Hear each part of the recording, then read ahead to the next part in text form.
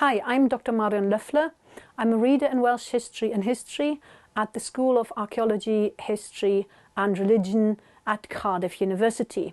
I'm a cultural historian, so of course I'm very interested in Welsh identity, and I am interested in song, which is why I find it very interesting that Yma O Hyd is on the lips of everybody at the moment, and it's just been made the official song of the Welsh national team for the Football World Cup 2022.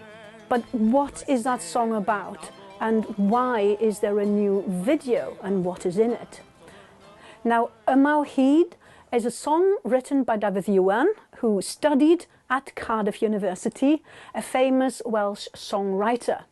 And it was written in 1983, a very dark year, a very dark decade in Welsh and British history, a time when the miners went on strike against the Thatcher government in 1984-5, and in the video we can see miners marching and battling with the police. For the Welsh, the 1960s onwards were a period of darkness, but also a period of cultural revival. In 1965, the Liverpool Corporation started building the dam that would drown the village of Capel Celyn and create the reservoir of Tryweryn. And again, we see scenes of protest against that, and the whole of Wales protested against that, including all Welsh MPs, to no avail. So in 1965, the dam is starting to be built. Families, a whole village is being resettled, the bones of their ancestors scattered in different graves. They're not even kept together. So it's a very dark period, and we see scenes from there as well. At the same time, we experience a revival. In the video, you will see scenes of young people with placards.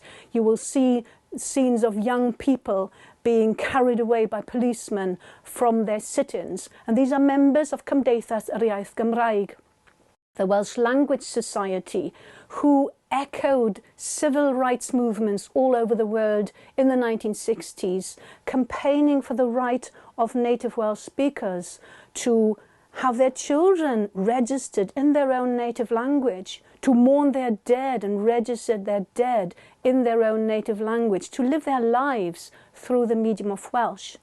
And that song encompasses that and embodies that, and I think that's why it's taken off. Dafydd Iwan reaches far back into history. He reaches back to the year 383, when Magnus Maximus, or in Welsh Maxen Wledig, leaves Wales to become emperor of the Western Roman Empire. And according to the myth, and there is a medieval Welsh tale, Breuddwyd Maxen Wledig, he has married a Welsh girl from North Wales, Ellen, and there may even be descendants of them around somewhere here in Wales. But what's important is that he leaves the Welsh as a nation.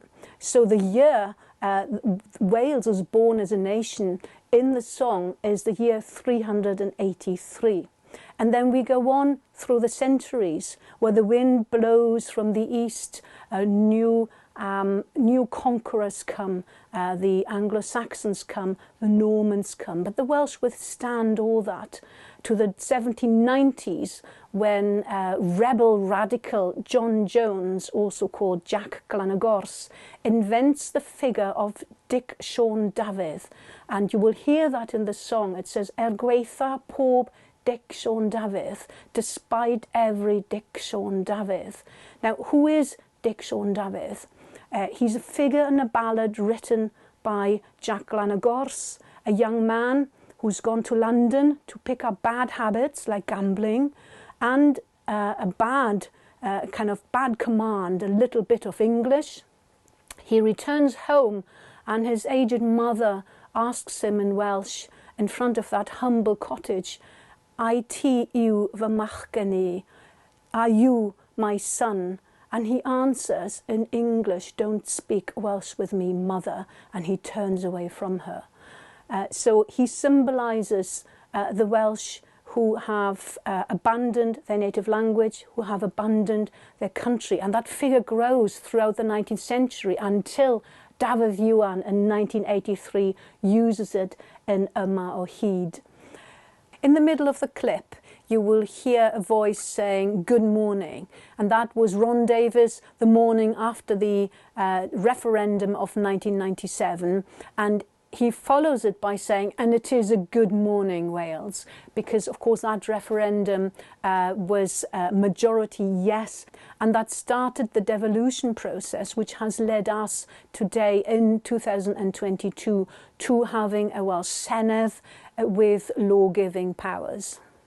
Why has a song reverberated so much through the decades, and why has it been made the official anthem of the Welsh football team now? Like other famous Welsh songs, and remember Bread of Heaven, which is often sung at rugby matches, and also Hen Wlad Fy Nhadau, our national anthem. It's connected with sports, and it's connected with big events, and it's connected with capturing the feeling of a period. Hen Wlad Fy Nhadau and Bread of Heaven are connected with the victory of the Welsh national rugby team over the New Zealand All Blacks in 1905. That's when they take off and they cross over into the public imagination. And the same, I feel, has happened in recent years with Yma O Hyd. It's always been a protest song. It's always been sung by young people. But now it's connected with huge events in Welsh football, with a feeling that we have a national team, that we are a nation, that we are competing on the international stage. That's why the new video has been made. And I wish our team the best of luck, and I'm sure the red wall will come through and sing Yma O Hyd in Qatar.